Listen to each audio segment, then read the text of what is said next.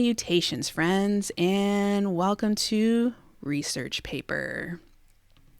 Right now, if you're watching my screen, I'm just doing a slideshow of all the pictures I have in my photo bank. So here we are, Research Paper. The research paper we're doing today is Hazing Typologies in regards of looking at it as a victim and offender. Those who haze, those are the offenders, and those who get hazed on are the victims. I did this a few years back, but I feel like this is a great follow-up after doing last week's video of peer victimization within fraternities and sororities. So the next step would be hazing typologies. So when I was preparing for this, I was initially just going to go over the Daily Mail article where Madison Moye and ISP officer Aaron Snell were interviewed. And it tripped me up back then, and it's like an itch on my brain when he says ancillary facts. I went as far as asking two different males of two different age groups what they think ancillary means, just to get an idea, because, guys do think differently than females do. And the way that these officers have communicated throughout this case has always been a little Freudian slippy at times. But then, as we know, what just happened recently, as well as the Sheath. I was going to touch on the Sheath in regards on how it's been handled, because it's had a lot of tensions with the IGG. Okay, but now, as we know about recently occurred, which is the 911 call has been released. I haven't listened to it yet because I'm still pretty perturbed about, was it last week? Yeah, last week when that information came out. What really annoys me about it is that, when the state says we're not going to pay attention to the fact that Dylan texted Eric Gower at 2:10 in the morning, especially when the two victims were dropped off at 1:56. We're not going to focus on that. We're just saying that she was texting at 2:10 in the morning. And then they gave us the series of text exchanges between her and Bethany, but without any timestamps. How can you say timeline without timestamps? And then with the 911 phone call, they don't even tell us the date, the date or time of when it occurred. We are assuming it happened on November 13th. I mean, I'm sure it did, but they don't give us the date and time on that. I don't see it. We were told in news media, actually Chief Fry was the one that told us at 11:58, the 911 call was, he made sure to say inside the home, but it sounds like it was done outside the home. And we really don't have when the call started or when the call ended. We need to see the transcript of the actual 911 call so we can get a totality of how it occurred. But, I did go and look at comments on the ones who had that information. So here I am, Friday morning, 9 o'clock-ish. I watch all different types of news on YouTube. And for some reason, the one person I watch sometimes, he had the call and he has nothing to do with this case. He doesn't even follow this case. He does mostly just breaking news type information. So I'm listening to him. He just started his live and he got to the point where he got the source, which was Gray Hughes, which then I immediately got out of his live. And I was not surprised, because Gray Hughes is very state oriented, meaning he is them mostly all the way. They are Bible to him. So I went on his channel. I get onto the video, I pause it, and just read the comments, which I'm sure many of us do. And his comment section was pretty much a mixed bag. Some people were not happy on the way he handled it. Apparently, he was using it as like a telethon moment of collecting money for his channel while he was playing it. I also see in the comment section that Drunk Turkey, You Don't Know What You Don't Know, had it as well, and they both released the amount of time they had last night. I go over to DT and press pause, read the comments. His was not a mixed bag. They all think the exact same thing. They all have the same exact thought pattern, making fun of pro burgers, so on and so forth. But what I did see that a person, and I go through all the comments, it could be more than one person, but I saw a person was sent to his channel by Coffindoffer, who is a former FBI agent who did a lot of speaking on this case, as well as many other former FBI agents. And I just kind of want to reiterate how much the FBI was involved with this case. And you'll see some back and forth with just me bringing up that ancillary comment. I'm going to show you a video of what a former FBI agent says about the case, which was November 28th. And then Snell, who kind of does the PR for this case, I believe is his rebuttal of what he said on the 30th, on the 28th, and what then Snell goes on the 30th as a rebuttal for what was said on the 28th, in my opinion. So that was it. I went on my day. And then later on in the evening, I see that Jules has it. She has the full call. So what I did learn, was that those two had it. They could do a little bit. And then later on that night, an outlet of Seattle had the full call. So I don't know why they did it that way, just to see how people respond to it. Who knows? Who knows what they're doing? But I did see Jules had it on hers, and I pressed pause because I didn't want to listen to it at this moment. And her comments on her channel have definitely had a range, had some insight. And what I could get from it is that Hunter and Emily were pretty calm throughout, and some people thought that was strange, which I'm going to tell you what my thoughts are as an objective point of view, and as well as being a medical professional. Some people are just really good at being calm in those situations, i.e. myself. As a medical professional, if there is a code on my unit or the units I'm on, I definitely am a part of it. I'm one of those people that runs to that type of danger, so to speak. I don't know if it's because of my history with my own personal injuries. I've had many stitches. I've had a broken arm. I've had a concussion. Like, I was kind of a wild child all over the place. So I kind of get that I can be calm in these situations because I lived through them. And then there's some medical professionals that do not want anything to do with it, and that is fine, because we all can't be in there at one time anyways, which things won't get done properly, and things can get tripped up, and things can go wrong, especially with this case. Looking at this case, not so much in a medical part, but just as a group, they had like over 130 or almost 130 people working on this case at one time, and all they got was trace DNA on a knife sheath. And we'll look into that a little bit more and how funny that is.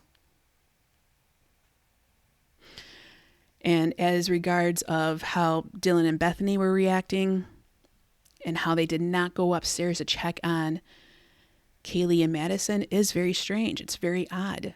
I do agree with that, because we did see the text message exchange and also the phone calls that she made during the night, early morning, like at 4, and then again at 10. So how they did not go and check to see them is surprising. we're gonna know. Eventually, it's all gonna come out, so we will know that. But what I find kind of strange is, you have Payne say in his affidavit that you can clearly see stab wounds on Kaylee and Bethany, as well as with Xana and Ethan. So, and that her fingers were almost off. So I don't know where her hands were laying at the time. So it's all just very odd. It's not adding up. To me, it does sound rehearsed, but what I do want to show here, I have this slide up. I'm going to pause it to get to the picture I want to show you. All right, so here is a recent picture of Emily and Dylan, and this is July 21st, 2024. And you can see here that Dylan definitely has gained some weight. Actually, they both have gained weight.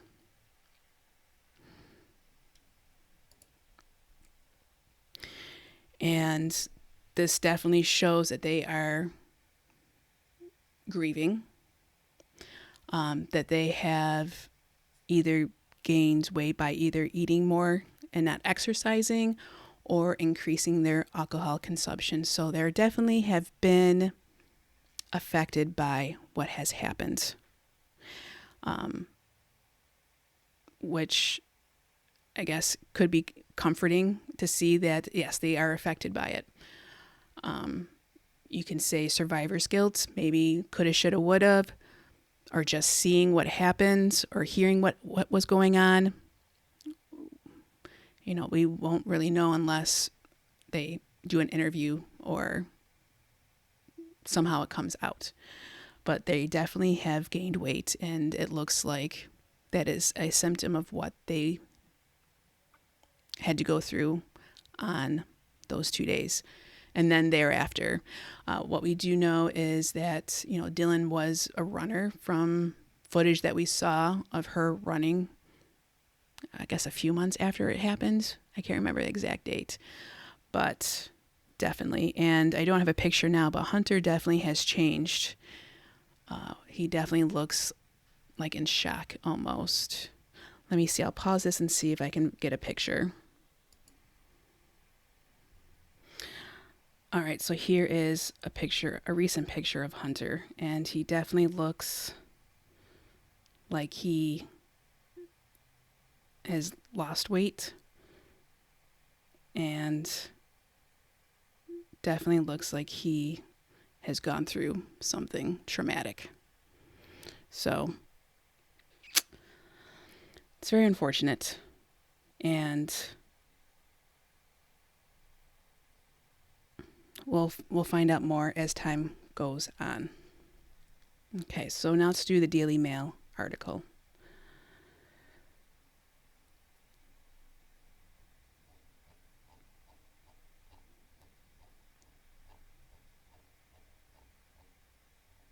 Wait, first, I'm glad I remembered.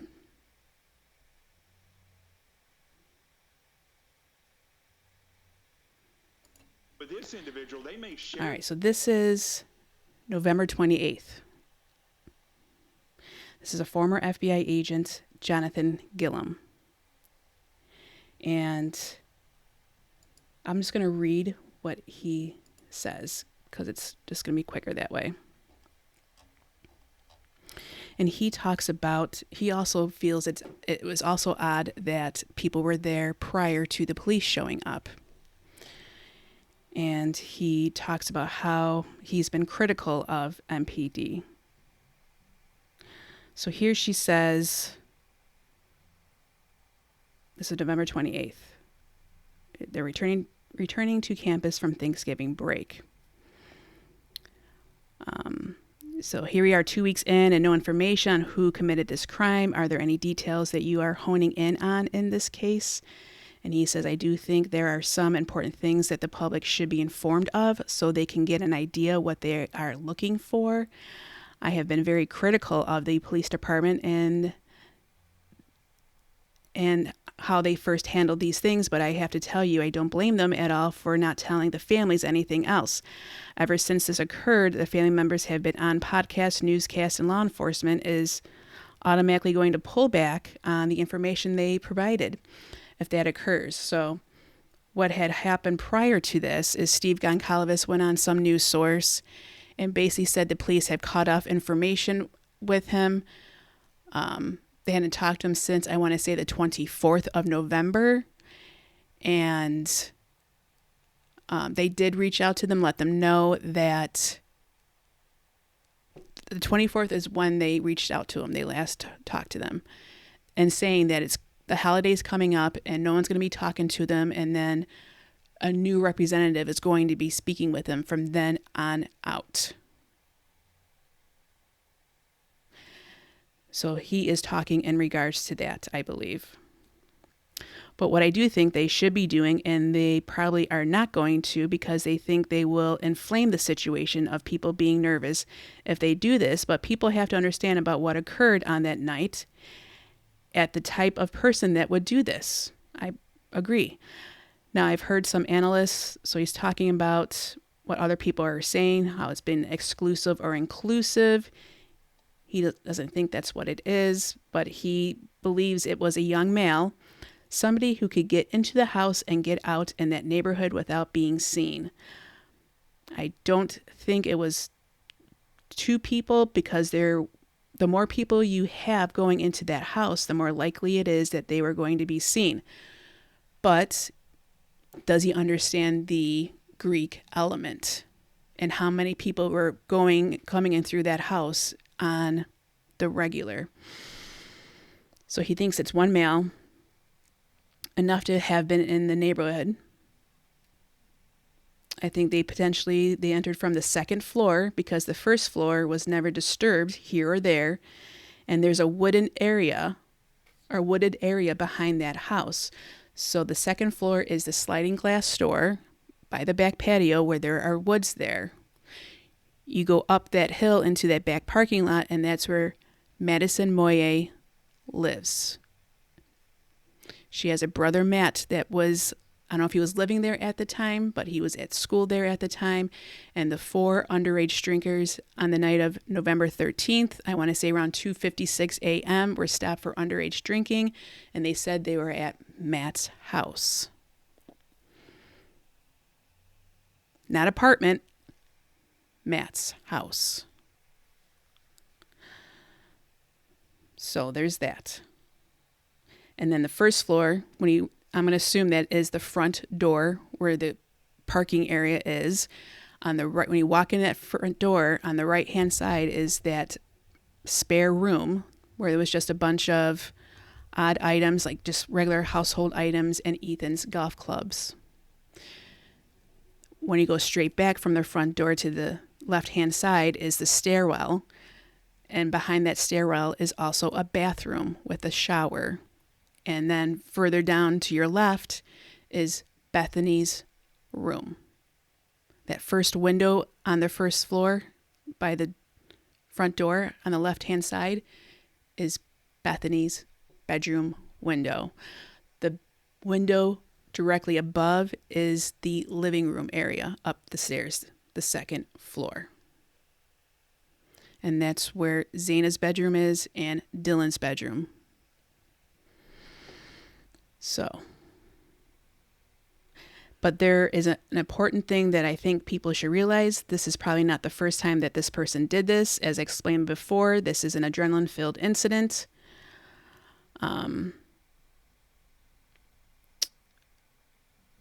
Especially when they have a knife. To do that 4 times in one event shows that this person most likely not done this before. He's shown some type of behavior that people think it's strange or menacing, and they are close to them. So he's saying it's within their circle, which is I've been saying before. It's someone they know who does this type of crime. And he also says in here too that it's an escalation, which we brought up with just within the Greek system, there has been an escalation overall within this country of hazing deaths. 1 year it was 3, the next it was 6, and then the following year after that was 9 in 1 year. And they have varied throughout on the amounts.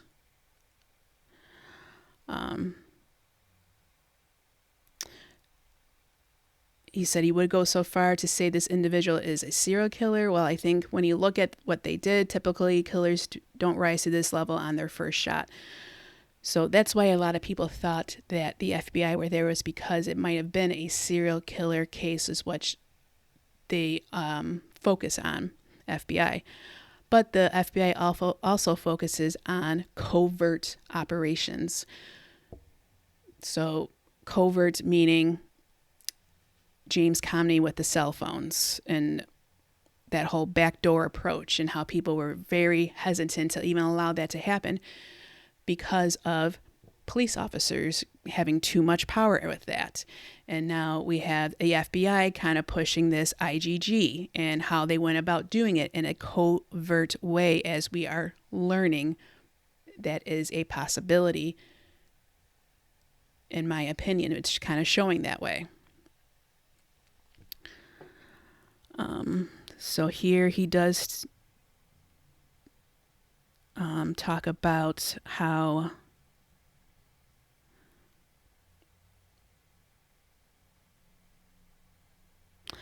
so the people have spoken about this case in terms of law enforcement or are making statements that are leading people to believe that they do know more than what is related to that is released to the public.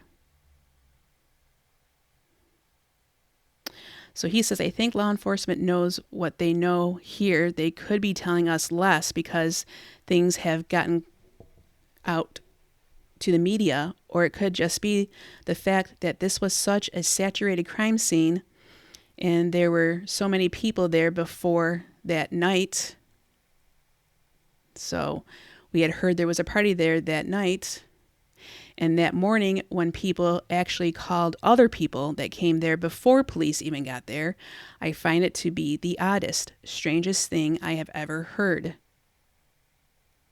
So I think the situation, this crime scene, is going to take time to filter out. So in the beginning, he definitely was agreeing with pretty much the public about how it was handled, how people were brought over to the house before they even called the police, which I agree is very odd, but you have to understand these students were part of a Greek system and group identity, so they called their groups first, i.e. Hunter and Emily, and whoever else was there. There were several. And how they handled it is suspect. I agree, 100%. But we also have to understand there's human elements to it, which he agrees as well. So this is the 28th, and then this is the 30th. With Snell, I almost feel like he is doing a rebuttal to what Jonathan Gillum is saying. And here we go. And this is the ancillary comment that I was talking about earlier. So did anything occur in the evening of that night? Was there anything out of the ordinary that occurred to them? And the moments of the residents themselves, or the movements of the residents themselves, he added. But despite the difficulties, Snell said he is confident police will eventually unravel the mystery of what happened and bring the killer to justice. He said, quote, "We have not identified anybody who was involved in this, so we for sure do not want to say we think they came through whatever door and did this, because once we do that, we start going down a rabbit hole, and then all these ancillary facts that might point to something else then maybe we would miss those. Investigators truly are doing a phenomenal job. All the debriefs and stuff we do upstairs, they really are talking about this entire picture. They're trying not to get pigeonholed into all these various theories and motives because we're not entirely sure what they are right now. Once they get the picture, I think we're going to see something. So let's break that down.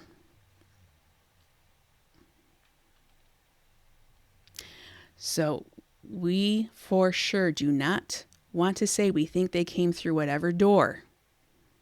So that profiler or FBI agent said he thinks the sliding glass door because of X, Y, and Z. And here is ISP saying, nope, we're not going to do that. Because once we do, we start going down these rabbit holes and all these ancillary facts might point to something else. So let's see.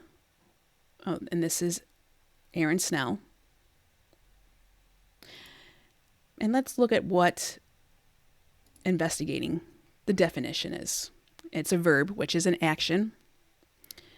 It's to carry out a systematic or formal inquiry to discover and examine the facts of an incident, allegation, etc., so as to establish the truth. Police are investigating the alleged beating. And then we go down here at the bottom. Make inquiries as to the character, activities, or background of someone. Everyone with a possible interest in your brother's death must be thoroughly investigated. So they're not doing that. They are not looking into what door they went through. They're not going through these rabbit holes and not figuring out these characteristics, i.e., not running the DNA of the unknown blood samples that were, or blood that was on the railing, the blood that's on the glove. What they did do, though, is run the DNA under Madison Mogen's fingernails to kind of throw a bone to Brian Koberger, saying he has been excluded from that sample size and he is not part of that. That is exculpatory for him. So they are not investigating. So then I looked into ancillary and what does that mean? So there's an adjective, which is the characteristics, the quality of, and then a noun, person, place, and thing. So I asked two different males, because this is mostly males are running this case, except for one person's in it, Dawn Daniels, one female. And males do think differently than females. So I asked an older male and a younger male, 20s and 40s. And I asked the older one, when I say ancillary, what does that mean to you? And he says broad. It means broad. I go, well, do you want to know what the definition is? He's like, sure. I said, it's providing necessary support to the primary activities or operation of an organization, institution, industry, or system. The development of ancillary services to support its products. So when he says those ancillary facts,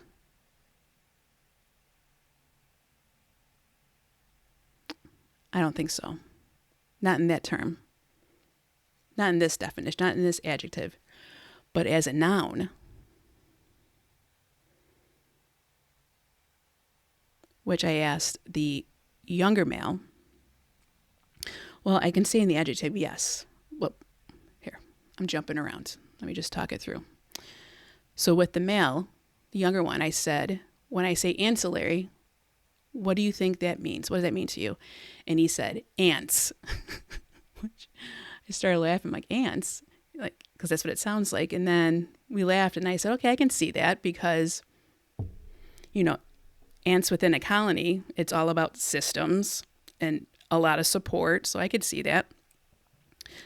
But I read to him what this definition was, and it's a person whose work provides necessary support to the primary activities of an organization, institution, or industry. The employment of the specialist teachers and ancillaries. And once I read that to him, his response was, "What a scumbag." Which which blew me away. I was like, whoa. I go, "What do you mean by that?" He says, "That sounds like someone who will do and say anything they need to in order to keep the business or company going." Which I was like, you know what? Is that what? That kind of goes with what he is saying here.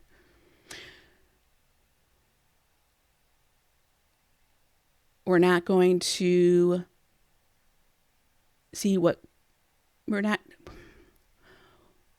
we for sure do not want to say we think they came through whatever door and did this, because once we do that, we start going down a rabbit hole, and then all these ancillary facts that might point to something else. Then maybe we would miss those. Investigators truly are doing a phenomenal job. They really are talking about this entire picture without investigating, though. No investigating. They're trying not to get pigeonholed into all these various theories and motives, because we're not entirely sure what they are right now. So they are not investigating. They don't want to get into the ancillary facts because they have their own theory. They have their own narrative. And I started thinking about this guy, Chief Fry, and he has said this, as well as others, about the integrity of this case. So looking up what integrity means, the definition as a noun, which is what I think of, the quality of being honest and having strong moral principles, moral uprightness. He is known to be a man of integrity. That's what I think of when I hear the word integrity. But then there's another definition, which is the state of being whole and undivided, upholding territorial integrity and national sovereignty. So when he says the integrity of this case, he's talking about being whole and undivided on what their story is, which he has said, to build our complete story. They have their story and they are not going away from it whatsoever. And neither is the judge, apparently. Now, in regards to the knife sheath, this person did a great job of showing about exactly when, where, and by whom was the sheath recovered.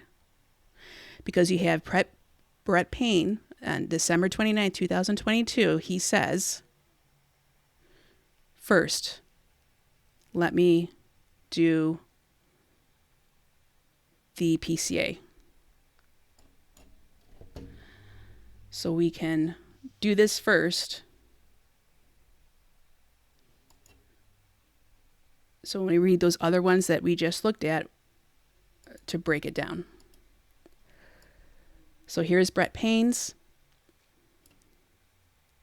And he is being assisted by Idaho State Police and FBI. So November 13th at approximately 4 p.m., he and Sergeant Blaker and I responded to 1122 King Road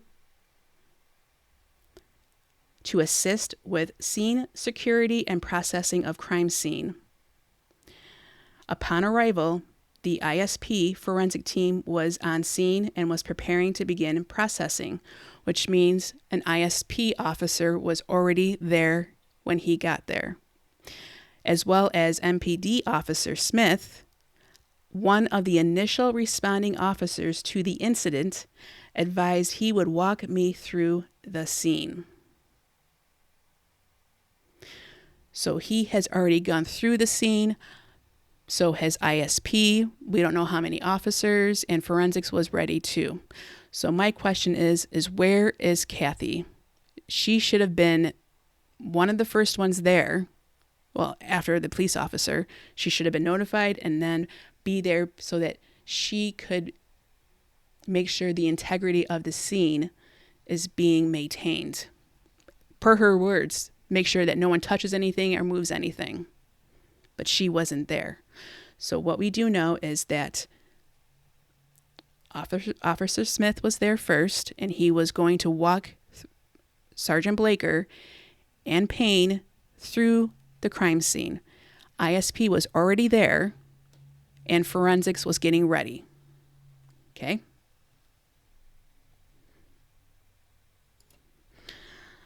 So here we have Payne. I also later noticed that appeared to be a tan leather knife sheath laying on the bed next to Mogan's right side when viewed from the door. Okay? But then Blaker says, I was later advised by ISP investigators they located a tan leather knife sheath laying on the bed next to Mogan's right side when viewed from the door. Okay. I just want to see something real quick. Yep. Because there's also, I want to say, for some reason, I want to say there's a Blaker. Okay. So I also later noticed, and then I was later advised. Which one is it? So you're saying two different things. I also later noticed was that they were walking in there together, the three of them. I was later advised by ISP. So who took the knife sheath? I'm going to assume it's ISP, and because they're the ones that have the lab. We were told that on the 13th, they took the sheath to forensics lab. But who actually did the bagging of it? Was it an officer, or was it a forensic specialist, or someone who does that? That's their job. And we need to see a chain of command. So, okay, they bagged it. Where did it go? Did it automatically go into a locker evidence room or to the lab? Who touched it? Whose hands have touched it? And what room is it in? Is it hopefully it's in a locked room, because we're hearing there was whispers going around that Detective Dawn Daniels had it for some reason, and it was in her office for days. So we definitely need to see the chain of command of this leather sheath. Well, then we have an affidavit by Dawn Daniels, same day, WSU PD. And she says here, a sheath was recovered at the King Road residence under or next to the body of Madison Mogan. So she is saying something different.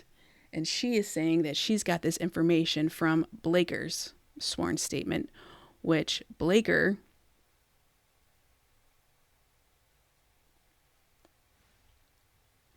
does not say that.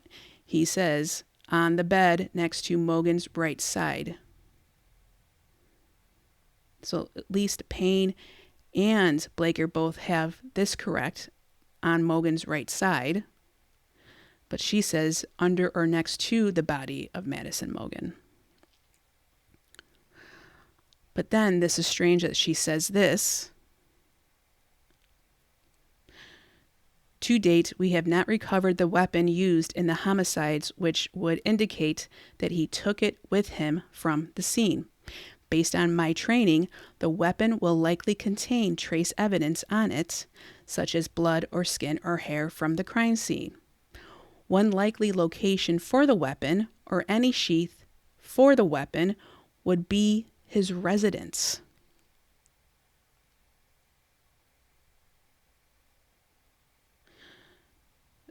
So, do people usually have more than one sheath for a particular knife? It's individualized. Unless I don't know what they're thinking. So this person says, the point, as many have indicated, is that the language should have been finessed for such a key piece of evidence. Oh my goodness. Hold on a second. And another aspect of what Don Daniels is saying here about the knife sheath, any sheath of the weapon should be at his residence. And they bring this up. One likely location for the weapon or any sheath for the weapon would be his residence. This suggests the possibility that the sheath recovered from the residence may not be the sheath for the weapon used to commit the crime. So there's a lot of funny business going on with this knife sheath. It's not very professional. Not at all. And using the excuse of ineptness is not going to cut it. This is just basic evidence handling. And if you can't handle basic evidence handling, there's an issue that shows that there is an underlying issue within your organization that cannot handle simple tasks. Simple tasks.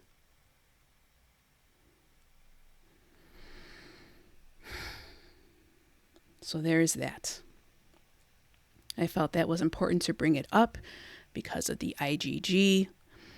It kind of looks a little just a beginning of some back and forth with former FBI agent Gillum and the response with Snell, basically saying we're not really investigating this crime. We're just getting a tip and going with it. We're not going to look at all those ancillary facts. We're not going to investigate further. We're just going to investigate the victims and then Brian Kohberger. Well, part of the victims is who they're surrounded by. That's the important part, which shows they don't want to know, or they don't want us to know the facts, because they're keeping the integrity of their case and they are not going to be divided on it whatsoever. This is their story and they're sticking to it. Even though they're getting outside people, professionals, noticing that they are not doing it at all. They're not investigating.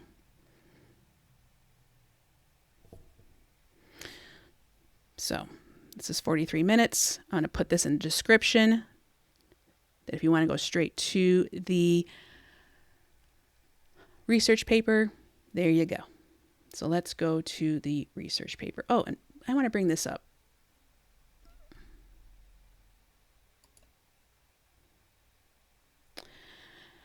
On January 1st, 2023, this car was sitting at 1122 for, I want to say for, I don't know exactly the amount of time, but I had seen it several times over several news channels who were covering the story with this Montana unidentified, unmarked Dodge Charger with a ram bar. Why is Montana at 1122? A lot of people were talking about the connection with Montana and something to do with 1122. And first of all, I want to say that this has a license plate and with the Google Lens, it does not match your typical Montana plate. It doesn't have the 406 on it. And here is a police vehicle, and they usually have some type of notification that it is a police vehicle. I don't know what it's done in Montana, if they just have like a blank plate like this for unmarked cars. Not quite sure. But in the evidence that was collected at Brian Koberger's parents' house, there was a letter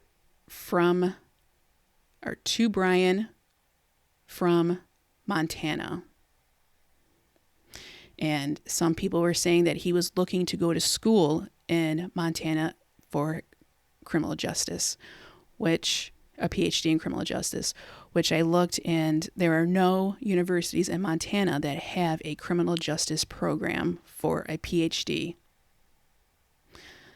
So what does Brian Koberger know? And what does Montana have to do with a crime in Idaho?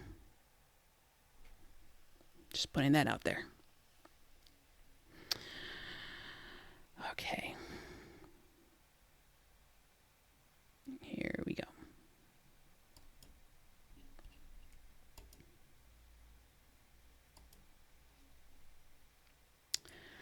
And so I'm doing this video, and I am actually going to be away for a week.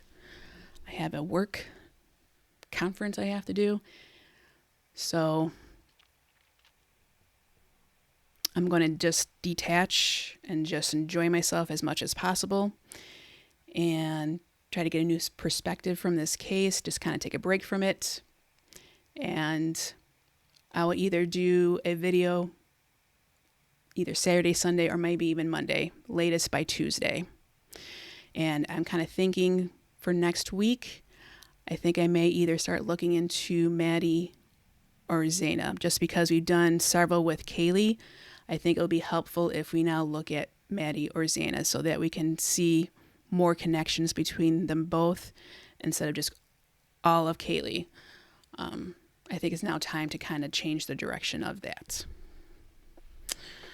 So here we have Victims and Offenders. It's been copyrighted by Taylor and Francis Group, which is a portal to get peer-reviewed articles, empirical articles, and they tend to be objective, which is good. This is 2008. So this is Hazing Typologies, those who criminally haze and those who receive criminal hazing. The researchers are here, David, Isra, Sonia, and Daryl from the University of Arkansas at Little Rock. I don't want to hurt this person's name. And they are from Johns Hopkins Bloomberg School of Public Health, USA. So the abstract. This study addressed the reality of criminal hazing by college sororities and fraternities in terms of offenders and victims. Specifically, this study identified typologies of those who haze, i.e. offenders, and those who receive hazing, i.e. victims. The data was culled using focus groups at the local and national levels and by review of 3 years of archived data on the subject. With an increasing level of societal concern being placed on such behavior, this study provides some understanding as to the views of college students belonging to these organizations. And there we have our key words. And you see, even with this, the importance of the rationale and behavior that is part of investigating. That's part of what you need to do. Introduction. College fraternity and sorority hazing is a crime in most jurisdictions within the United States. Still, there is a certainty each year that fraternity and sorority hazing is directly responsible for numerous physical injuries and mental trauma, which have a lasting impact on initiates. One reality is that of physical injuries in which initiates have been beaten, burned, and assaulted sexually in terms of hazing. Another such reality is that of psychological scarring. Hazing can bring about long-lasting impacts on the psyche for those enduring it. and some have the same fears of others as do victims of other types of crime. What is important with respect to psychological scarring is that it can come from physical as well as mental abuse. Now, we don't know what type of hazing Dylan and Bethany have been through, as well as the other victims. And I want to say that hazing probably doesn't stop. I'm sure there's always some type of hazing going on. It's not something that just stops and ends. I'm sure it's continuous in many different ways, shapes, and forms.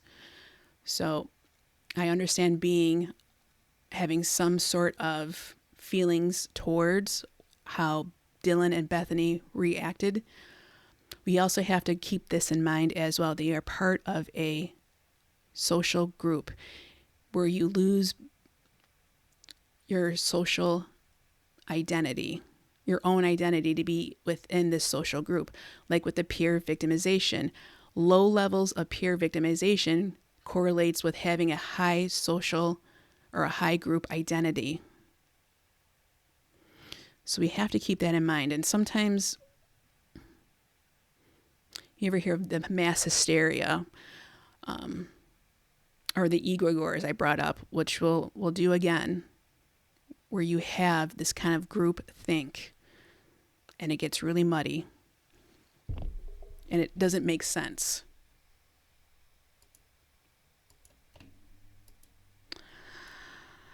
Physical and mental hazing can constitute such an impact on the psyche. Last but not least, one of the most important aspects is that of deaths that occur each year as a result of hazing activities. One such death occurred just a few years ago with a young woman trying to join a sorority in the Los Angeles area. What makes this particular issue more telling is that there are official college offices which specifically prohibit and denounce hazing activities by fraternities and sororities on many college campuses. Most relevant to the grounding of this particular study in terms of criminal justice activity is the fact that hazing is criminalized in most states within the United States. One issue with respect to the criminalization of hazing is that most states do not approach it in the same way. There is a lack of uniformity from state to state. In many states, it is not only a crime to engage in hazing, but it's also a crime to know of hazing and not report it. Even with all of these organizational efforts by both private and social groups, physical and mental hazing persists each year. The behaviors which accounts for numerous acts of criminal hazing each year produces both tangible and intangible impacts. In terms of tangible impacts, the cost of litigation associated with combating hazing and the medical costs associated with addressing injuries connected with hazing cannot be denied. In terms of intangible impacts, there is the psychological impact on victims and families. Another intangible impact is that hazing promotes a learned behavior and that hazing victims are more likely to initiate new members in the same way when they are in the position of power. The reality of how these organizations are viewed, i.e. their value, by students is yet another intangible impact. In essence, many students, based on their understandings of hazing and nothing else, might naively think that these organizations have no other purpose other than to engage in what they considered immature and criminal behavior. This reality of how hazing is viewed might seriously impact prospective future members who are turned off by the idea of having to endure such activity in order to belong to an adult organization. Therefore, hazing might contribute to organizations losing out on incredible talent. What was not clear at the start of this research was whether or not people involved in hazing could be stratified in two categories.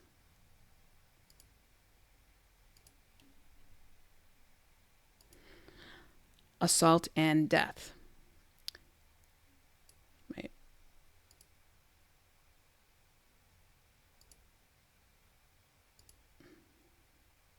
Oh, I missed this section.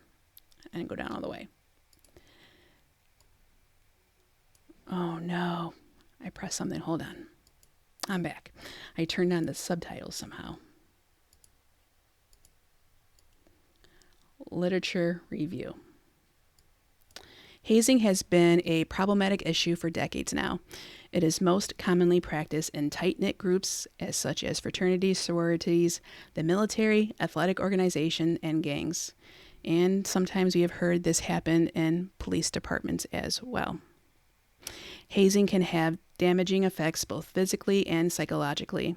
Many have suffered from traumatic injuries, including irreversible intracranial damage, blunt intra-abdominal organ damage, third-degree burns, heat stroke, suffocation, aspiration, sexual assault, and death. These physical injuries are only a fraction of the damaging effects that result from hazing practices. Many will also experience psychological reparations such as lack of self-esteem, lack of dignity, and embarrassment. Many assume that hazing has recently become a dilemma, although hazing has been in practice for many years. An article by Finkel reported that hazing started as early as the 1600s. In medieval times, it was practiced all over the world, including areas such as North Africa, Europe, Greece, and the United States. Finkel explained that the practice was identified as penalism. Many believed that the students needed to be groomed before graduating from the university.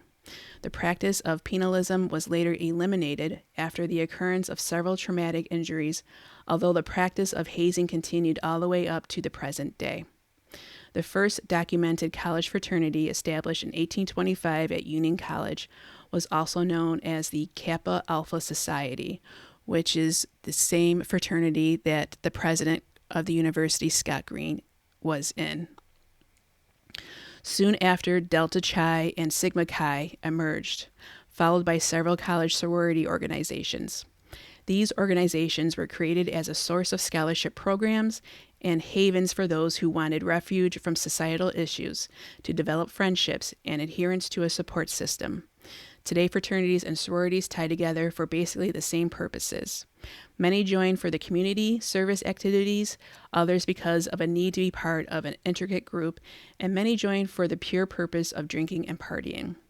Ironically, when joining organizations such as fraternities and sororities, the majority of the pledges are well aware of the hazing possibilities. The following quote is a good example of this reality. Fraternities do not tell their pledges that they are going to be hazed, beaten, or abused, but pledges anticipate some degree of abuse during Hell Week. Initiation rites are framed as a tradition involving discipline that is character building and reveals loyalty and commitment, which that sounds very cult-ish. And grooming. Advocates of hazing assert that hazing creates a sense of unity and love for the organization, despite the repercussions. In opposition, hazing may leave pledges with feelings of frustration, isolation, and humiliation. These rituals are commonly banned or frowned upon by academic institutions, although this does not stop organizations from engaging in hazing activities. Many hazing activities have now gone underground to avoid penalties. It is not uncommon to hear the public joke about hazing when it involves group embarrassment, such as having a group of men jog around a female dormitory in their underwear, with an implied presumption that everyone has to undergo the same process. Hazing involving violence was primarily invisible for a major portion of U.S. history, but now incidents have become more public. Stories of hazing rituals gone awry have stirred awareness and put pressure on governmental entities to address the problem. Toward this end, many states have implemented laws against hazing. Arkansas, for example, has stipulated that any hazing activities could result in a Class B misdemeanor conviction and the students may be expelled from the educational institution. Arkansas defines hazing as any willful act on or off the property of any school, college, university, or other educational institution in Arkansas by one student alone or acting with others, which is directed against any other student and done for the purpose of intimidating with a student attacked by threatening him with social or other ostracism, or for submitting such student to ignominy, shame, or disgrace among his fellow students, and acts calculated to produce such results.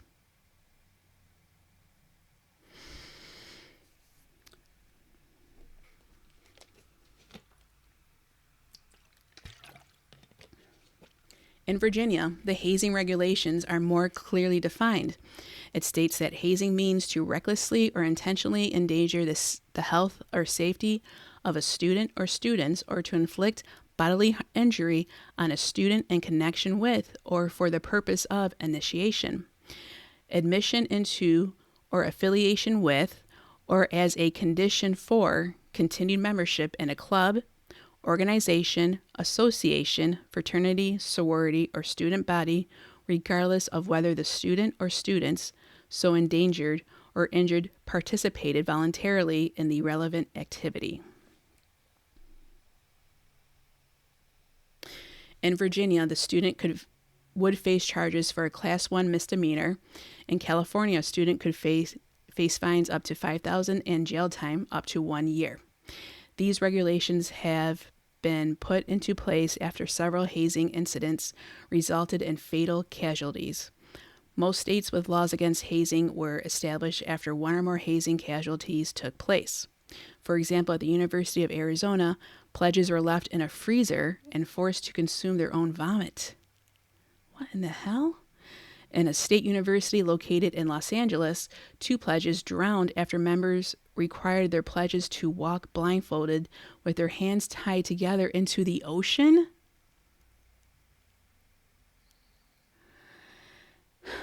In a study by Sweet, 1999, members of Theta Chi fraternity reported that a pledge was required to drink large amounts of alcohol, which became too much for him to handle.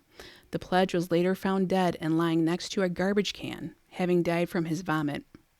In the same article, Sweet reported that a 19-year-old in New York was left outside naked in below zero temperatures.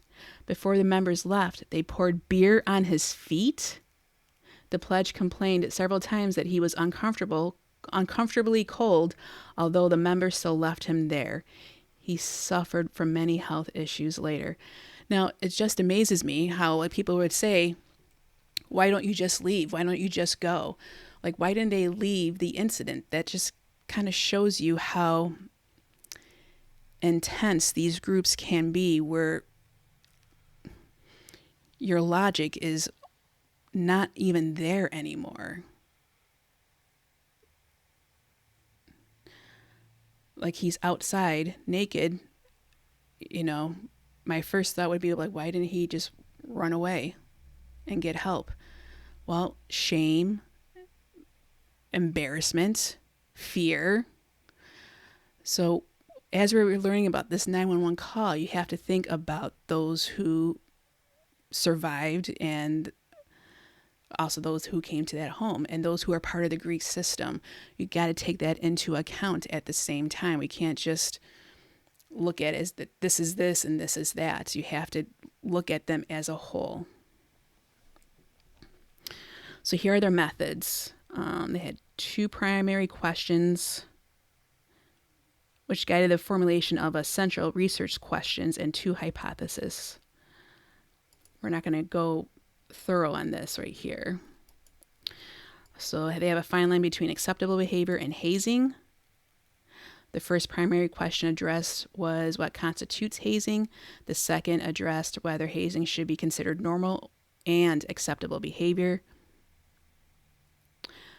Both provided the foundation of hypotheses of identifying possible typologies of hazing. The hypothesis led to 4 central research questions, which tested the hypothesis.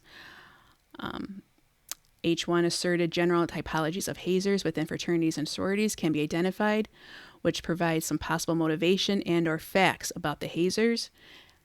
Hypothesis 2 asserted general typologies of people hazed within fraternities and sororities can be identified, which provides some possible motivation and or facts about the people who are hazed. By both hypotheses were logically connected to the primary questions and that they promoted thought or research possibilities. So they had a central research question 1, what understandings do fraternities and sorority members have about what the law constitutes as hazing? Central research question number 2 asked, what understanding do fraternity and sorority members have about when hazing is appropriate? The third, why does fraternity and sorority hazing occur? The fourth, should fraternity and sorority hazing continue, and if so, under what circumstances? The appropriateness of these 4 central research questions was clear in that they informed the 2 hypotheses about potential hazing typologies that could be identified.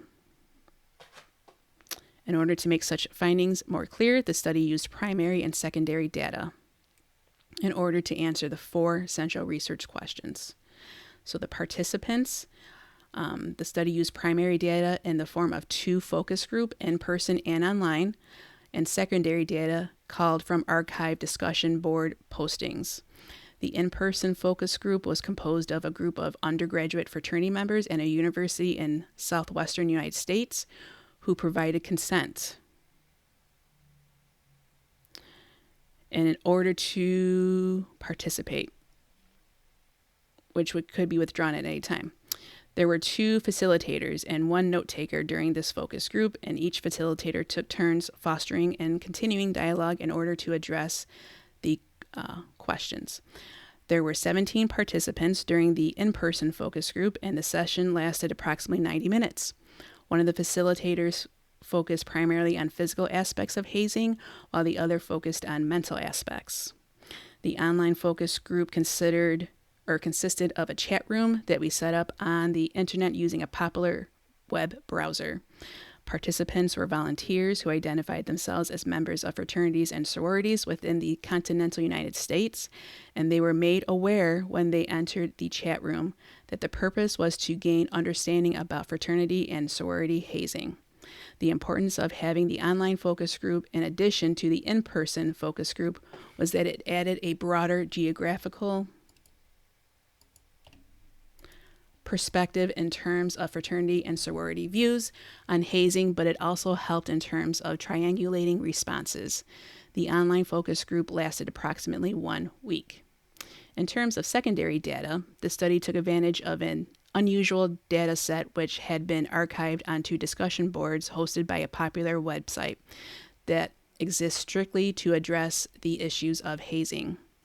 These discussion boards were set up to provide people interested in hazing the ability to post comments using screen names. The research team specifically identified 3 consecutive years of archival data in which comments from people who specifically identified themselves as members of fraternities and sororities were marked for analysis. Since this website provided open source material dealing with views on fraternity and sorority hazing provided by members of fraternities and sororities, there was no need to gain permission from these people with respect to their views on hazing. By using this data with the other 2 data sets, triangulation was used. This study was exploratory in nature in that the reality of what existed with respect to views on fraternity and sorority hazing across 3 different spectrums: in-person, online, and archive data from fraternity and sorority members was unknown prior to this study. This study was also descriptive in that the 2 hypotheses sought to provide some understanding on whether or not typologies of those hazed could be identified. The qualitative nature of the study used the research technique known as pattern matching in order to analyze the responses of the participants from the 2 focus group sessions and the archival data found on the discussion boards. A data analysis grid was used in order to plot the responses of each of the 3 data sources and to analyze them in terms of looking for any similarities on responses to the questions. By using the data analysis grid, reliability was achieved and that there was uniformity in terms of analysis for this study.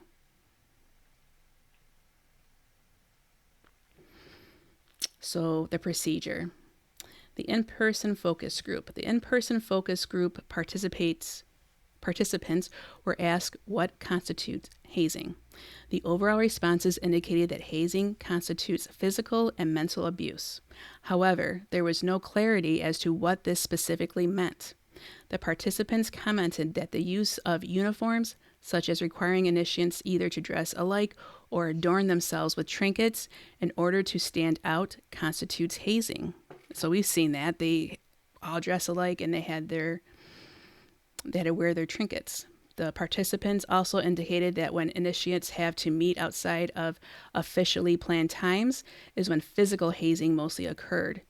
Finally, these participants indicated that any type of activity completed against any initiates will constitute hazing. So we definitely see that with the girls all wearing the same clothes, their pins.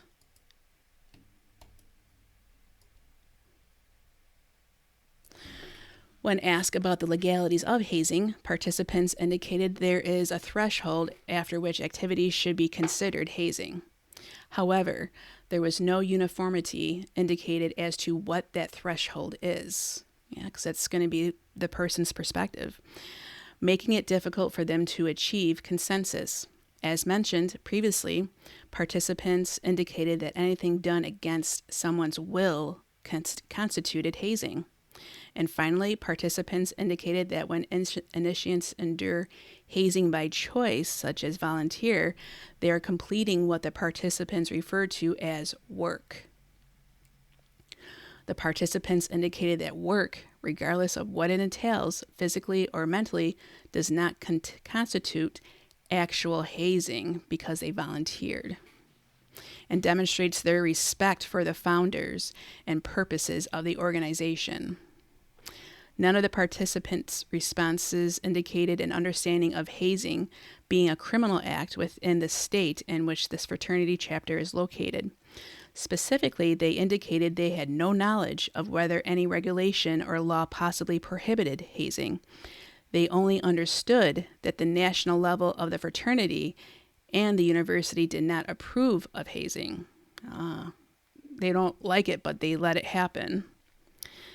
This indication is noteworthy given that there is university support on their campus to make them aware of hazing. Yep, they definitely talk about it. These hands don't haze.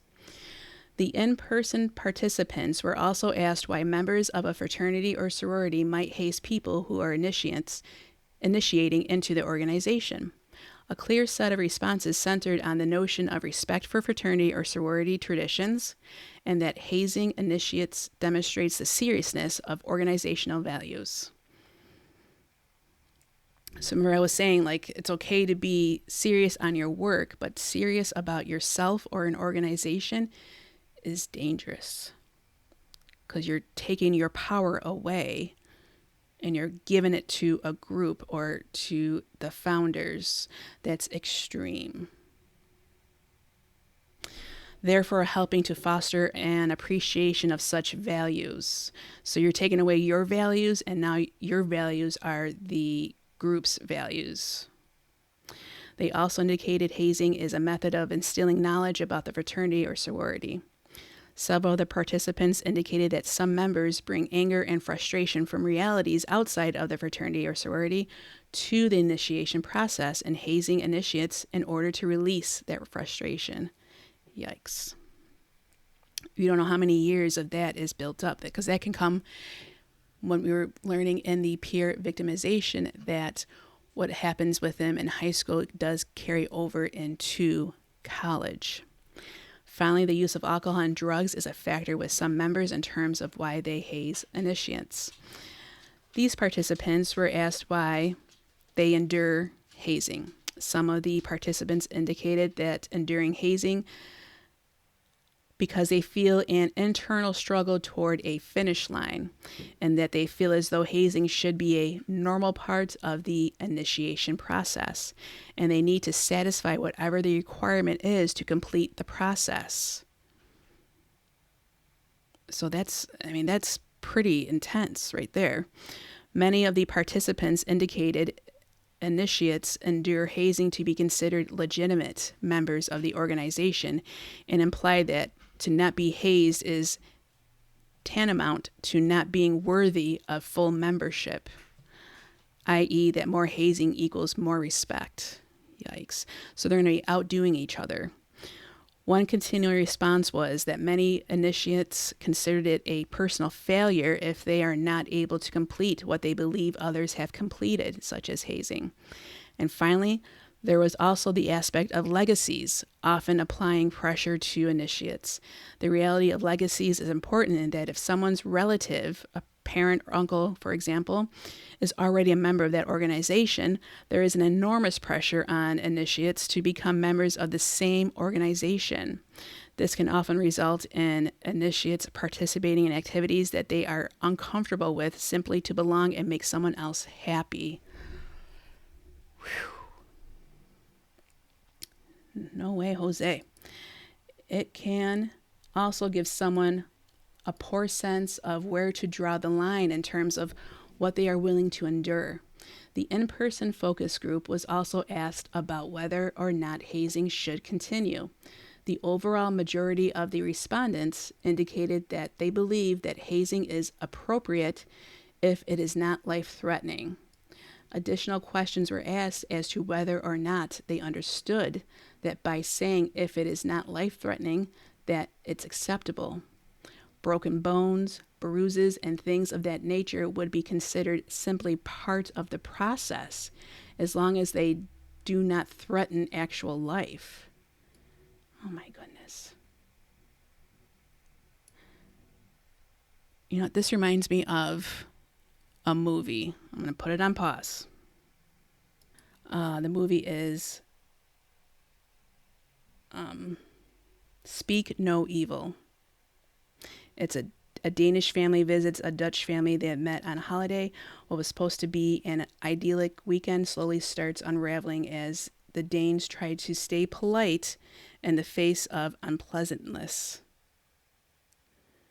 And it just progressively gets worse. It's, talk about a psychological movie that kind of reminds me of this a little bit when they talk about it, of this hazing. If you haven't watched it, definitely a must see. Now, where was I?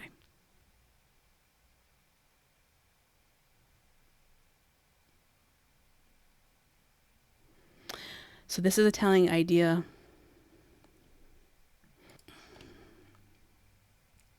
Hard work overall. What is interesting about the online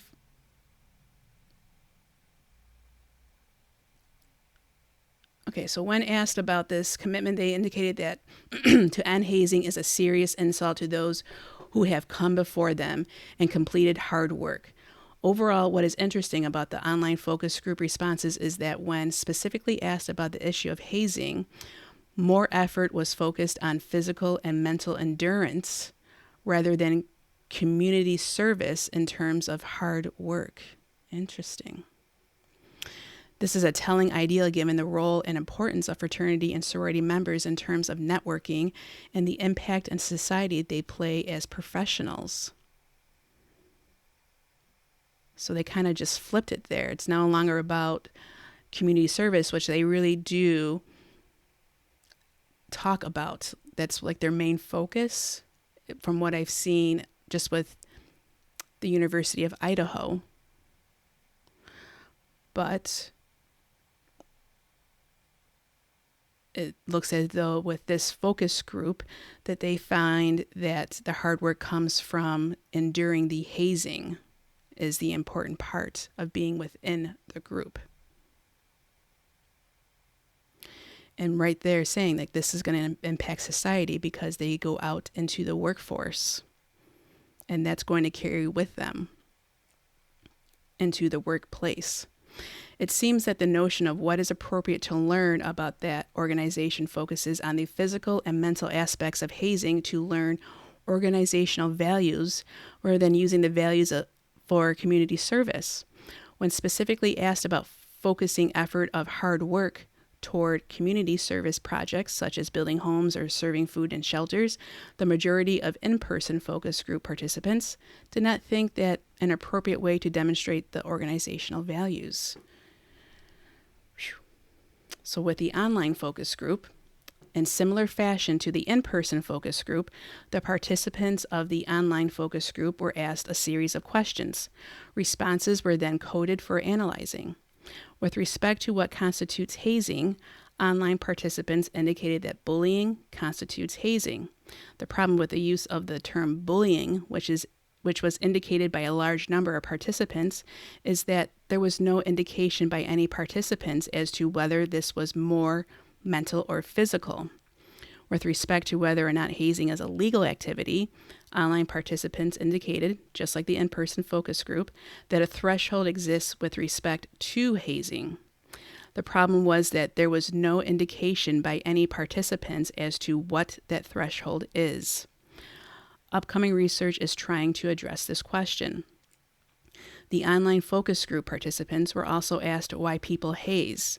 These participants indicated that hazing helps to form a bond among the initiates, teaches them respect, and instills a notion of teamwork, and that is trauma bonding right there. What was not mentioned was any explanation of teamwork with respect to socially conscious activities such as community service. Additionally,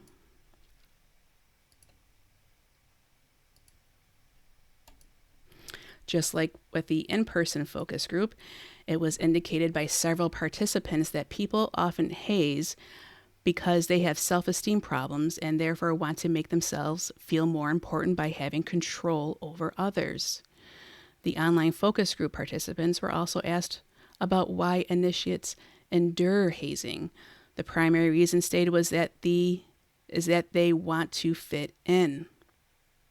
This means that being a member of the organization is so important to them that they are willing to undergo many different tests to show their willingness to belong. Goodness gracious. Initially, participants indicated that they are often attracted due to their beliefs about membership. So it's very extreme. I mean, we went over that with the cults. It's extreme. It's illegal behavior. It causes harm. And this is many different tests. So it's years of this, going through these years of tests. So yes, you go through hazing, but then, as I mentioned, I don't believe it stops. It doesn't end. This is an important finding. Simply because someone has a belief about membership does not necessarily mean that the initiate has researched the realities enough to make a final determination.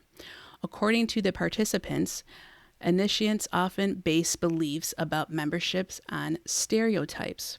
As to whether or not hazing should continue, 2/3 of online focus group participants indicated that hazing is appropriate as long as it does not cross a fine line, a term not made clear, and a fine line can mean something totally different to every single person. Archive discussion board participants.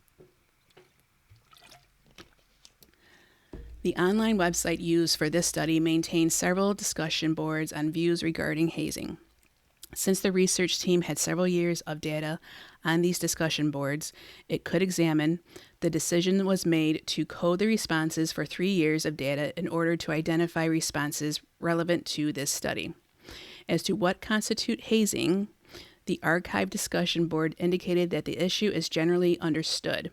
However, there was no discussion of a specific definition, nor was the difference between physical and mental hazing noted. In different form from the online and in-person focus groups on the issue of legality, the archive discussion board participants indicated that hazing is not legal. In fact, most of the comments on the discussion board indicated that there was a much more significant understanding of hazing laws than with the online and in-person participants. This higher level of understanding could be ascribed to the fact that the website itself is dedicated to ending hazing, and therefore the people that would post comments are more knowledgeable on the issues of hazing legality simply because they are participating in the first place. As to why people engage in hazing, the discussion board indicated that a large part of this behavior is based on tradition and the idea that a bond can be formed by using such tactics, which, yes, it's a trauma bond. Many people who engage in those trauma bonds are very, very thick. This happens a lot with sex trafficking. They have this, they believe it's their boyfriend. They love bomb them. They treat them the way they haven't been treated before. And they have a major bond with them. And then the abuse comes. And it's like a mental abuse. And then it becomes physical, such as going out and having to sell themselves for their boyfriend. They really still believe that that's their boyfriend, when really it's their handler. It's very much a psychological, and this as well, it's very much a psychological abuse and using physical to help keep that cycle going. So it's constant, and it's hard to see through that once you're in it. So this is a good paper to read, considering what we have learned with the 911 call. In regards to Dylan and Bethany. We don't know all the details, but you have to keep some of this in our minds when we hear of how they act or reacted to this information that they received. They heard stuff going on. Dylan purposely saying that 4 a.m. that he was there, but then in the PCA it says that one of the cars was driving at 4:04 or 4:07. I don't remember correctly, but between that time. So it's, how can he be in the house at 4 a.m. doing this, but then he's in the car like less than 10 minutes later. So they're part of this. They're part of Greek life. This is part of what the hazing does, is you're not thinking clearly. You're just going with the group, in my opinion. So let's keep going.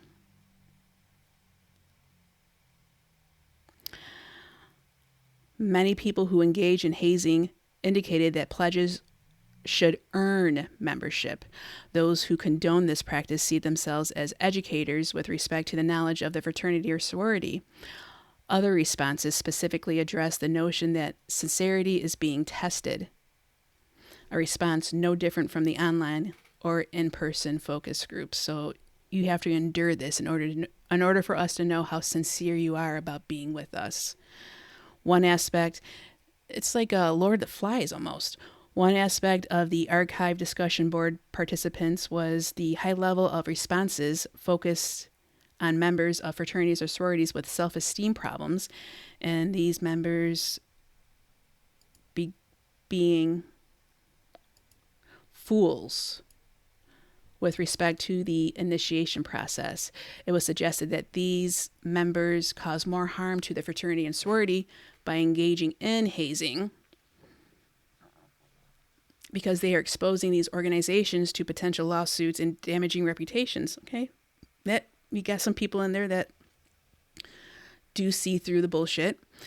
In similar fashion to the online and in-person focus groups, archive discussion boards indicated that intoxication and drug abuse is often a factor in why people engage in hazing, and without this, it would be a much better process. And that part with fools with respect to the process, with Kaylee and Madison and Xana and Ethan, were they the ones that are like, these people are fools for doing this? They weren't part of the group.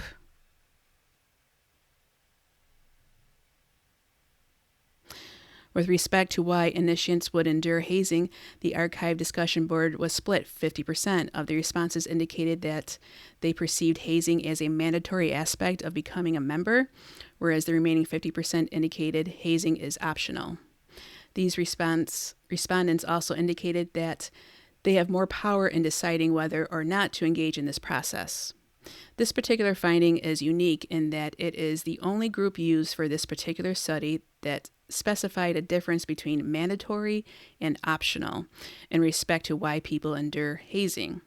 The reason that someone might generally endure hazing was the same as with the focus groups: the need to be considered legitimate or to fit in to the organization. Regarding whether or not hazing should continue, the archive discussion board indicated mixed feelings. 1/3 of the responses indicated that hazing should continue. It is appropriate as long as it does not cross a fine line, a term, again, not defined. Some of these same respondents indicated that efforts to help hazing actually bring more attention to fraternities and sororities. In their opinion, this may cause more problems for people trying to join. Absolutely. This is the only group, other than the in-person focus group, that explicitly made mention of how efforts to specifically address hazing and call attention to its existence might take focus away from the value of the organization and hurt its reputation. 2/3 of the respondents indicated hazing should not continue, and that they believe hazing diverts efforts and attention away from the real fraternal work engaged in by these organizations within the community. This particular statement against hazing agrees with a lot of the scholarship on this issue, and specifically addresses the comments made by the in-person focus group about why they should even consider engaging in community service activities. Without doubt, the archived discussion board shows that fraternities and sororities are concerned about community service and do want all their activities to be understood by society. Okay, well, that's good to hear. Data analysis. So, what understanding do fraternity and sorority members have about what the law constitutes as hazing? The findings are mixed. Most of the respondents within the in-person and online focus group either did not understand or did not acknowledge the reality of hazing as a crime. To go a step further, some of the respondents specifically indicated that society really has no business telling them what to do. I don't think so. Yes, you're in a group, you pay for it to be in there, but you're going to affect us around you. You're going into the workforce, and you're going into the workplace like this. People get hurt. Bystanders get hurt. So, yes, you can't, we don't live in a vacuum. You don't live in a bubble. You are part of the whole, sum of it all. So, that's magical thinking. That is not, no, absolutely not. Most of the discussion board respondents understood that hazing is a crime. With respect to the CRQ, what understanding do fraternity and sorority members have about when hazing is appropriate? The answers were, again, mixed. The in-person and online focus groups overwhelmingly saw a threshold past which hazing becomes inappropriate. However, neither group identified any type of standard with respect to what that threshold is. The implications of this finding is horrific in that adults in a position of power in a fraternity or sorority state, that they understand there is a threshold, but since they have no consensus on it, individual level decisions are used. The archive discussion boards respondents mostly saw no appropriate use for hazing, but some of them felt that efforts to end hazing might be harmful to the organization. Jeez.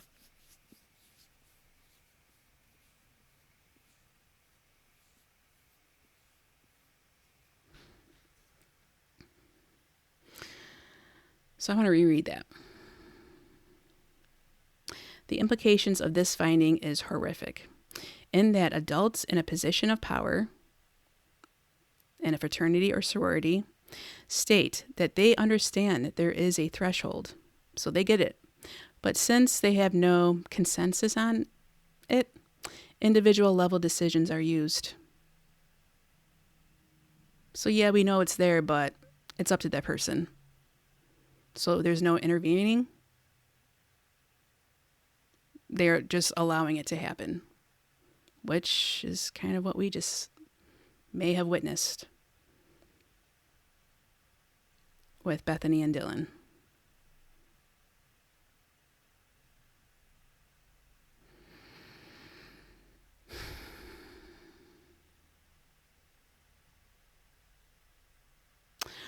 Additionally, a large number of the discussion board respondents felt that hazing does more harm than good in terms of reputation and the threat of potential lawsuits.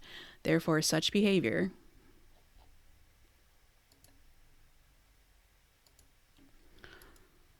only detracts from the real purpose of the organization, should be stopped. With respect to the third question, why does fraternity and sorority hazing occur, traditional and the belief that hazing helps demonstrate respect and ability among initiates was the most frequent response. There was also the belief that hazing promotes a bond. Also, self-esteem problems and the use of drugs and alcohol were indicated by all three sets of respondents as important factors for why hazing actually occur. This is an important finding in that such realities, such as self-esteem and drug and alcohol use, can impair a person's behavior with respect to abiding by such regulations. Absolutely. Finally, a general lack of respect for real fraternal goals was cited most strongly by the archive discussion board participants as a rationale for why people haze. There is a possibility that since some of the people in the archive discussion board postings might be college graduates and the like, therefore have more experience with which to judge. And then this is question 4. That's their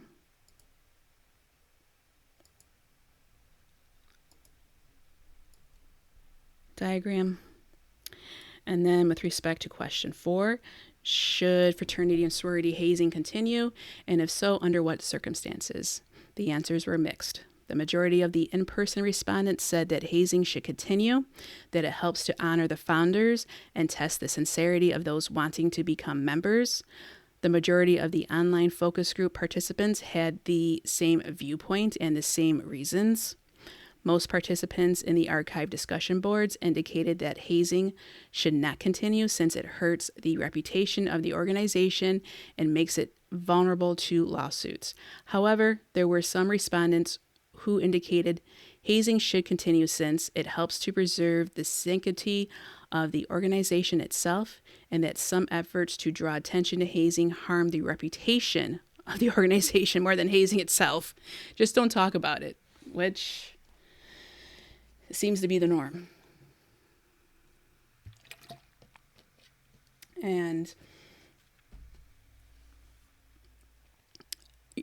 not me so much, but I have seen others when talking about fraternity and sororities, people have comments like, why do you care so much? Which is someone that has this type of mindset,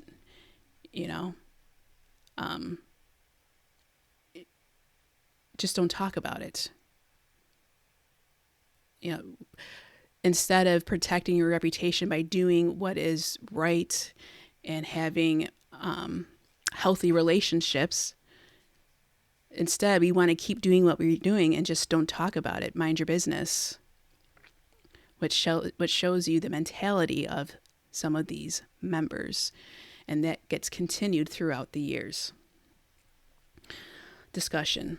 In terms of the two hypotheses for this study, they were confirmed. Two particular categories of people who engage in hazing were identified by the participants.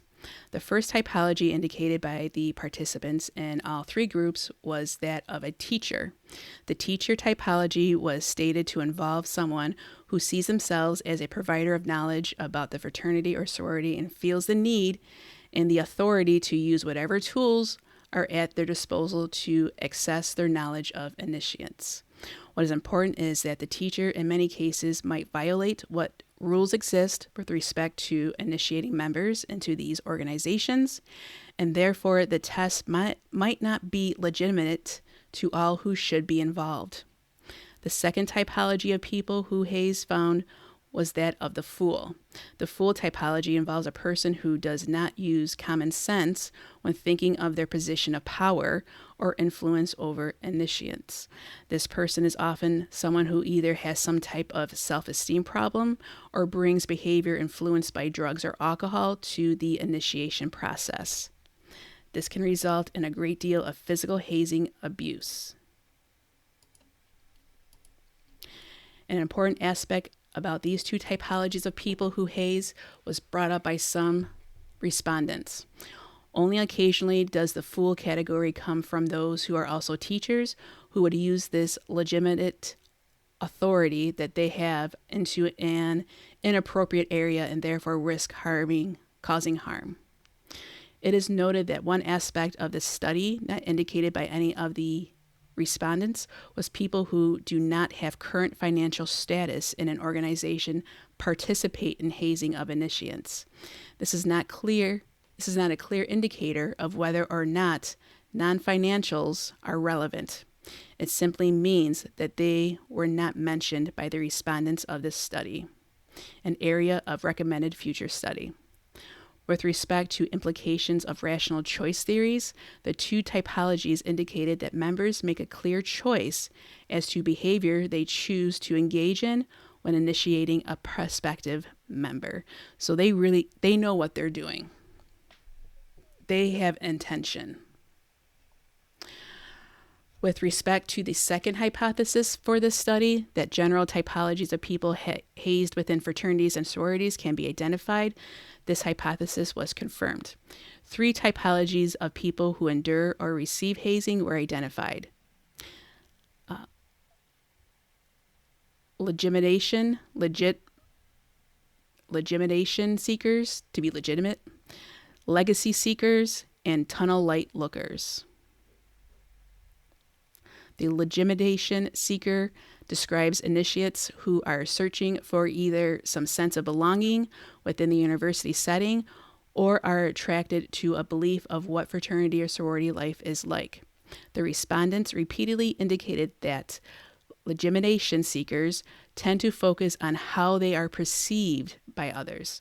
This translates to the seekers choosing to endure hazing in order to be considered real members of the organization. One problem with this particular typology is that legitimation seekers might not be knowledgeable about the realities of becoming a member, and therefore might be willing to go far beyond what they are comfortable with in order to make themselves feel legitimate, which makes them very dangerous. They don't have a line. They don't see a threshold. A crucial aspect with respect to legitimation seekers is that they are often dealing with people questioning not only whether someone is a member, but what type of member they are. Usually this type of distinction refers to people who went through a lot to join the organization versus others who might have had initiations which were not as strenuous. So they're comparing each other's initiation, which is dangerous to do in general. The latter category is often referred to as people skating through the initiation process.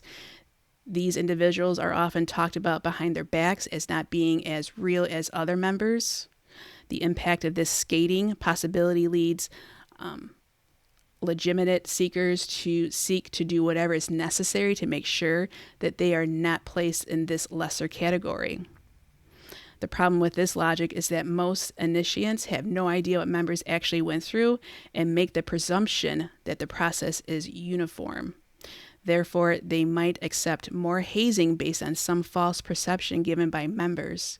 This leads to the issue of the responsibility that members of a fraternity or sorority have regarding the initiation process.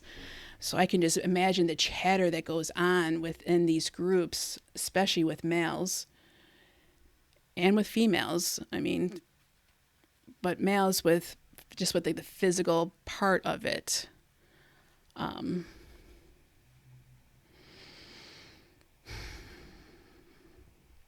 Which after reading this paper, it's, in my opinion, it's hard for me to separate the Greek system from what happened with these 4 victims of what we have learned so far.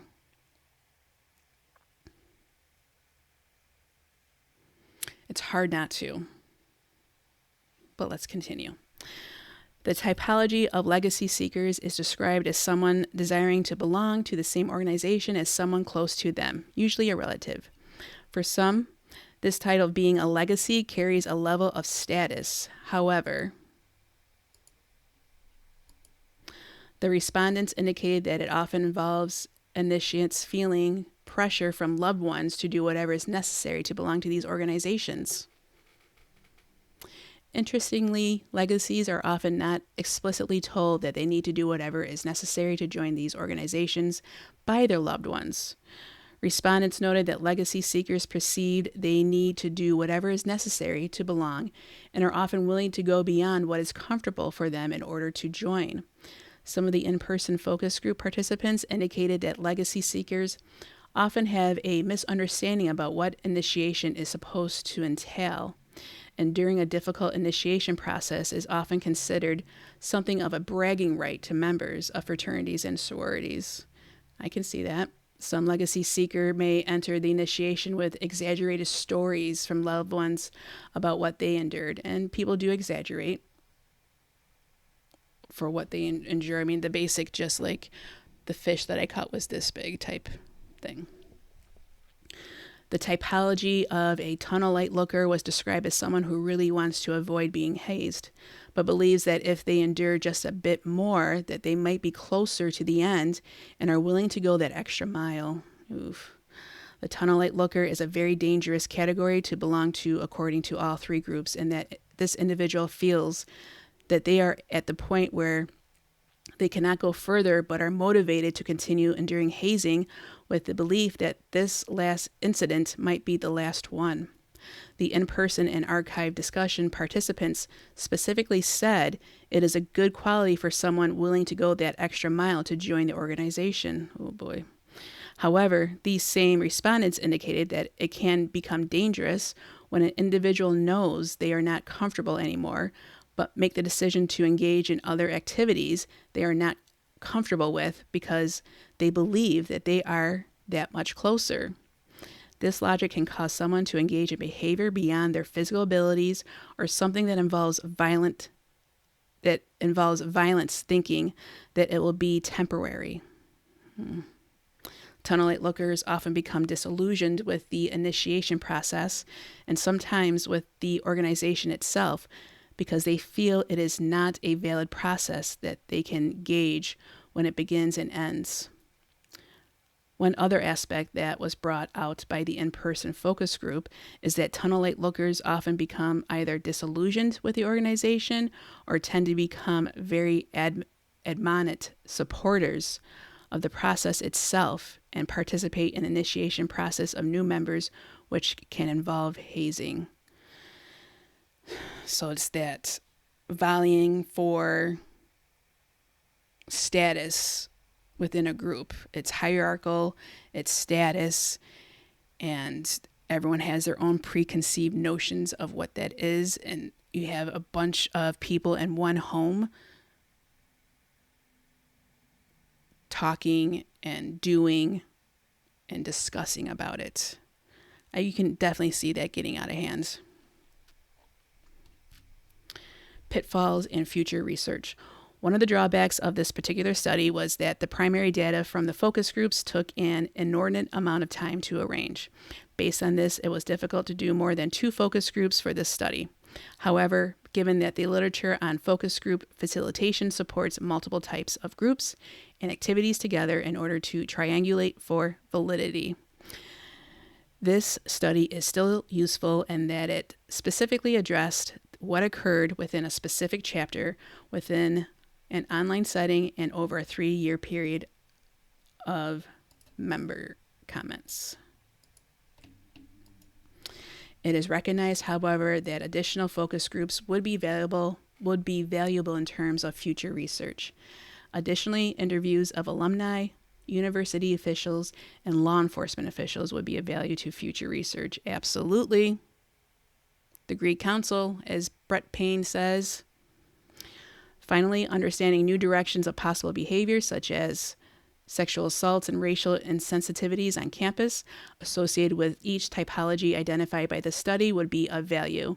Finally, it is hoped that focus on these typologies will be continued, especially since members of these organizations often go on to influential positions within society, which is very much true. You see a lot of these members get into politics and into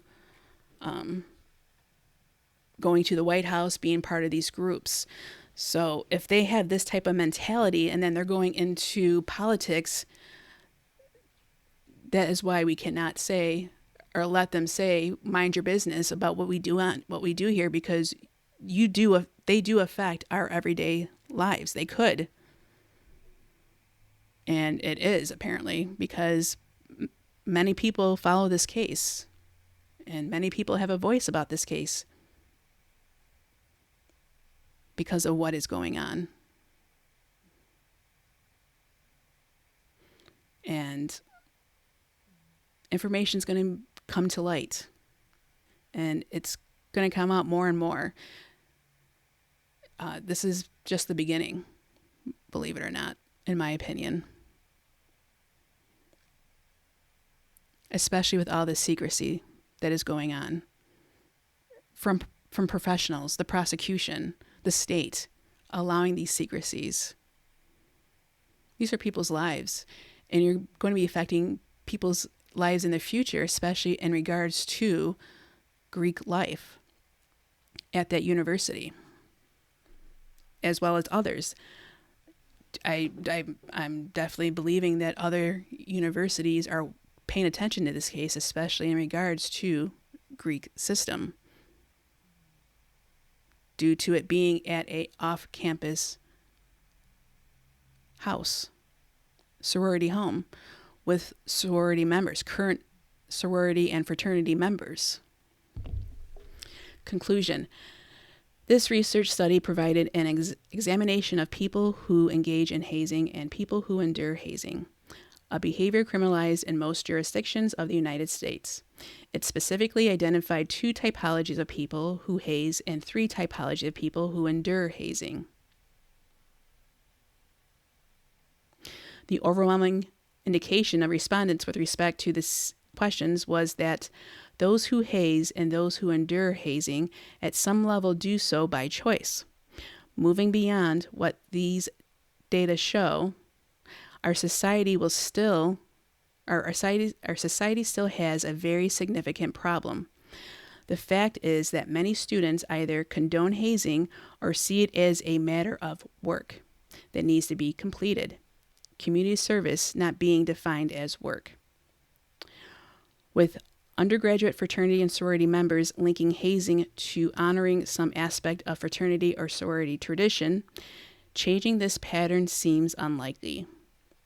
This research makes clear that society's views about hazing are not seen as credible by many fraternity and sorority members, even though colleges, fraternal organizations, and legislators have made efforts to prohibit hazing. This choice to defy society's stance on hazing is still an issue, and convictions for criminal hazing have not sent the message.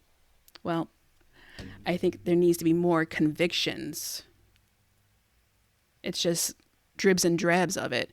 It has to be consistent in order to send the message, and it has to be all states involved, not just a few.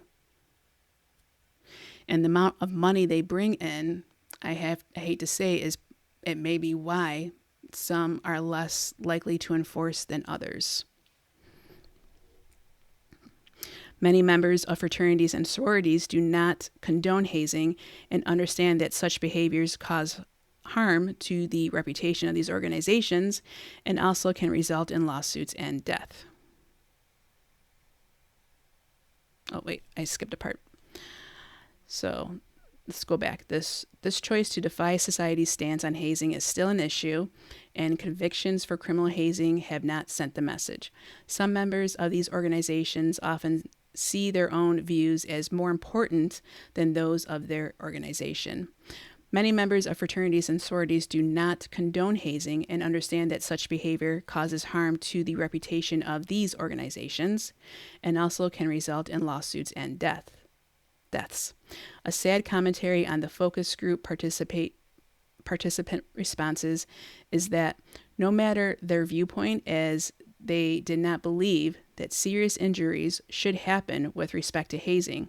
However, there was no clear idea within any of the groups as to how to stop this process, which sounds very insidious in nature. Whew. So there you go. I feel that's a great research paper. It gives you the two groups that haze and the three groups on typologies on those who allow themselves to be hazed, and how these type of groups being together can cause a lot of, unfortunately, deaths, major injuries, in the name of a tradition of the organization. They kind of know what kind of hazing they're enduring or what they're going to be doing. The hazers know what type of hazing they're doing, and people are aware that it's not going to be good, but they allow it to happen anyways.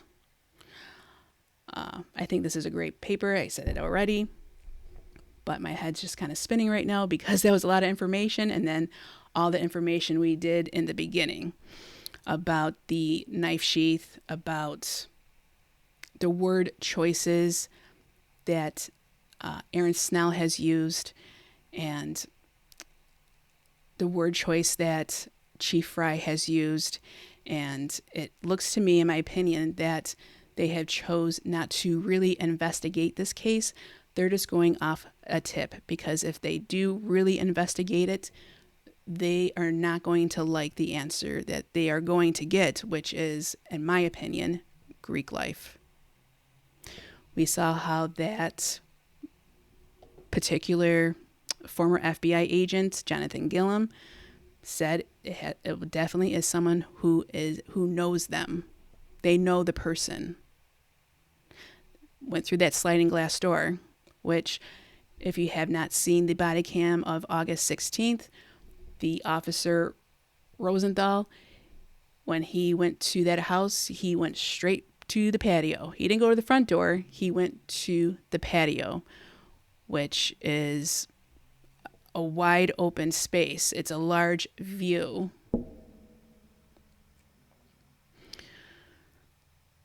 Was that patio door, was that locked?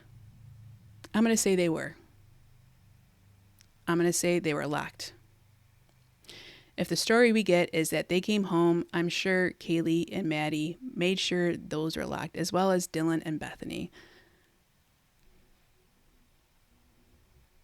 And any other night, you make sure those are locked. Especially that patio door. But as we are learning, there is a lot of inside things going on between these groups.